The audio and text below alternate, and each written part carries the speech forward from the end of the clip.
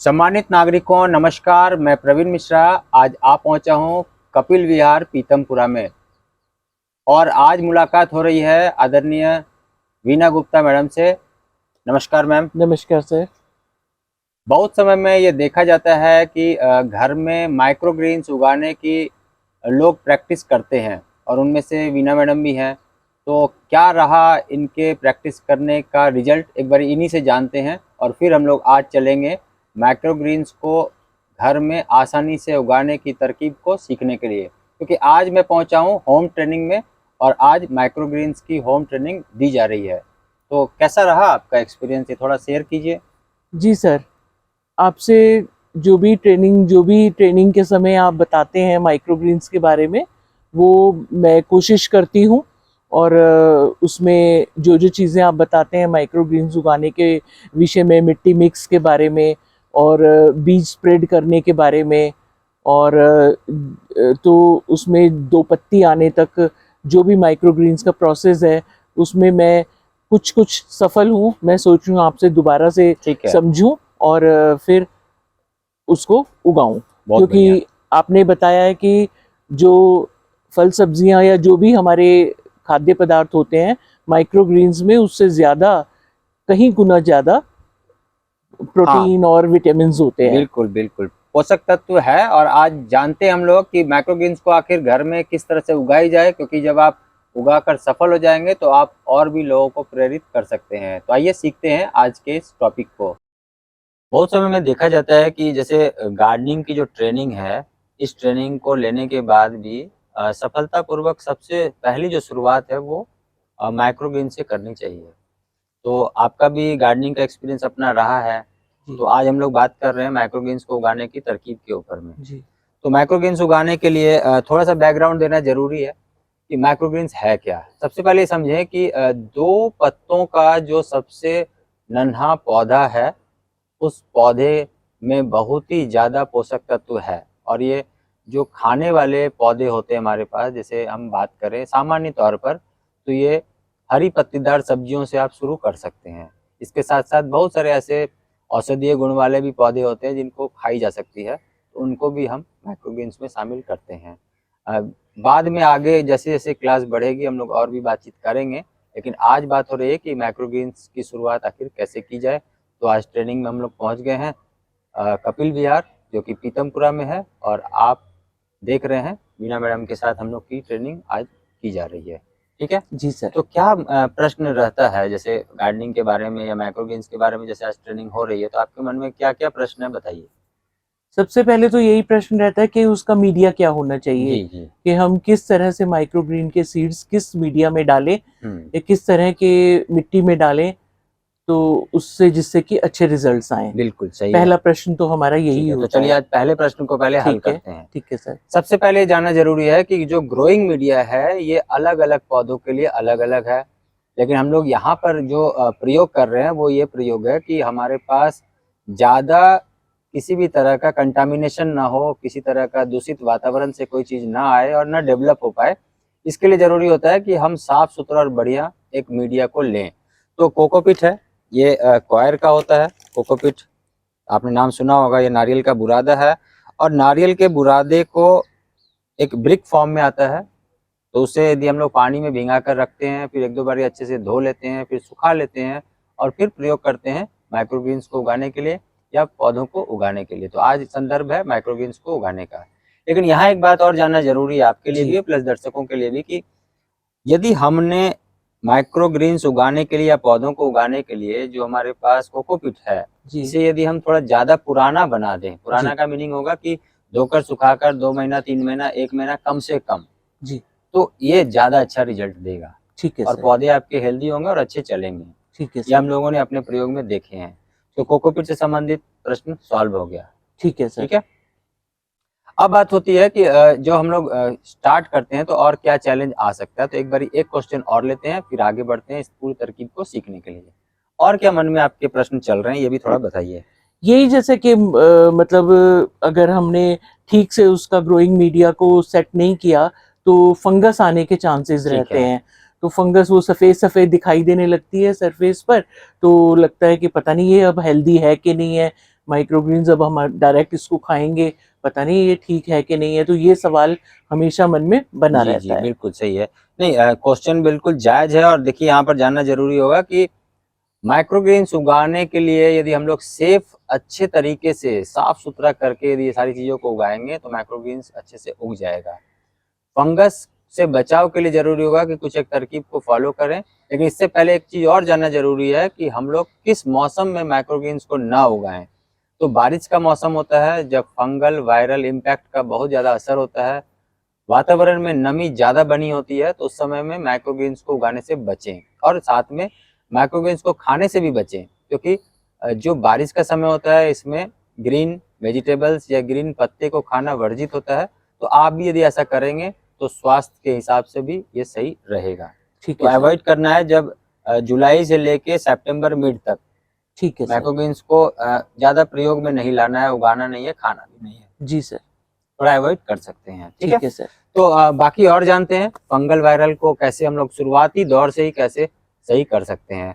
तो सबसे पहले ये जानना जरूरी होगा कि जब कभी भी हम लोग माइक्रोग्रीन्स को उगाने की तरकीब पर आगे बढ़ेंगे, तो इस कड़ी में यहाँ जानना होगा कि आपको जहाँ कहीं भी माइक्रोग्रीन्स को उगाना है उस जगह को स्टरलाइज करना है, उसे सैनिटाइज करना है और वहाँ पर जो कंटेनर आप यूज कर रहे हैं उनको भी सैनिटाइज करना होता है।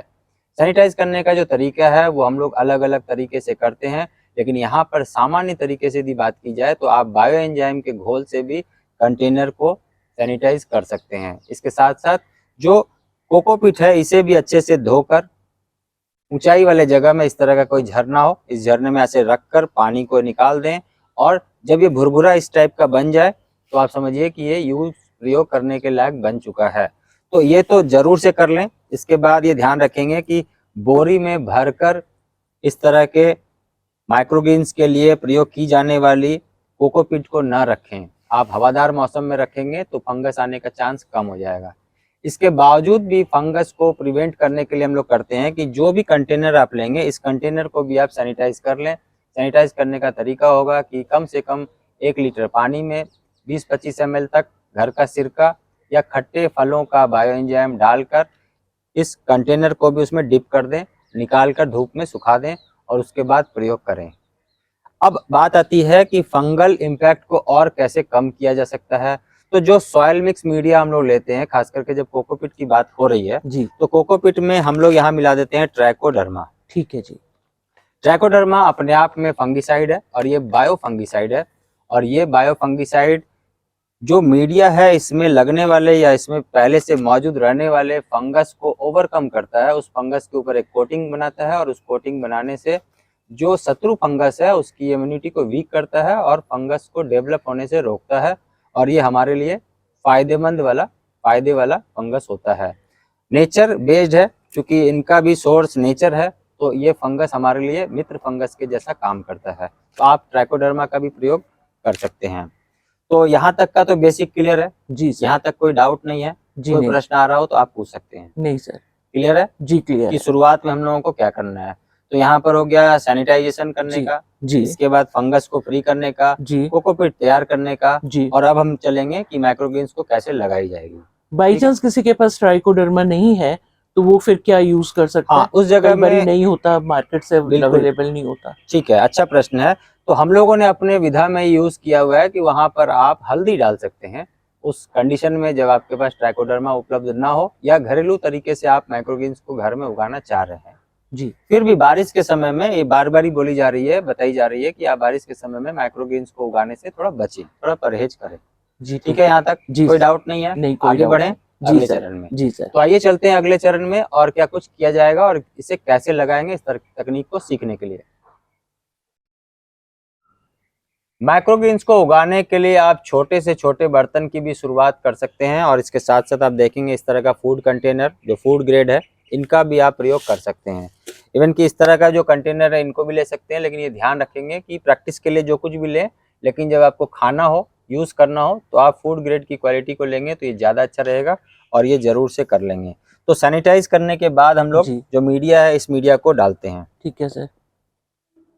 इस मीडिया को लगभग 1-1.5 इंच तक डाल सकते हैं, 2 इंच तक भी डाल सकते हैं और कंटेनर के हिसाब से, जैसा कंटेनर है उसके अकॉर्डिंग एक मीडिया नीचे बेस में हम लोग तैयार कर लेते हैं। यहाँ ठीक तक सर, क्लियर है, कोई ठीक डाउट सर, नहीं है? ठीक है ठीक है, सर। आगे बढ़ते हैं हम लोग अपने टॉपिक पे और जी। बात करते हैं कि अब क्या किया जाना चाहिए।